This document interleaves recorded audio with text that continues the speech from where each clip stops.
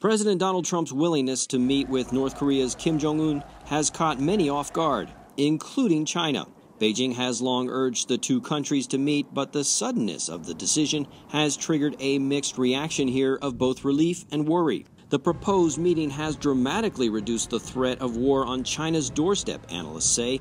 But if Pyongyang and Washington make progress in mending relations, that raises other concerns. Political science professor Shi Hong. If there is a mutual partial compromise between North Korea and the United States, and Kim Jong-un have some motivation to cooperate with the United States in the long term checking against China.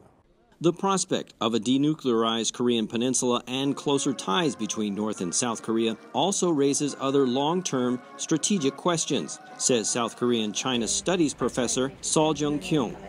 Will it be beneficial for China to have the creation of a unified Korea taken up by South Korea, an ally of the U.S., and that is very close to the U.S.?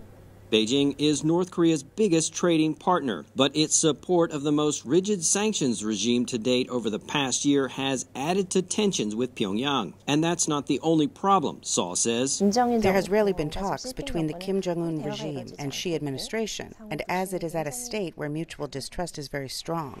Kim's rapid shift over the past few months from missile tests to diplomacy has left Beijing on the sidelines. Some have suggested China could host the talks, but Shi Hong says that's unlikely to happen. And China wants to play some role, but the greatest obstacle is Kim Jong-un's hostility against China up to now.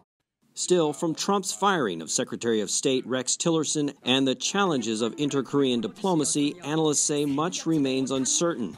Some are skeptical the talks could even get off the ground.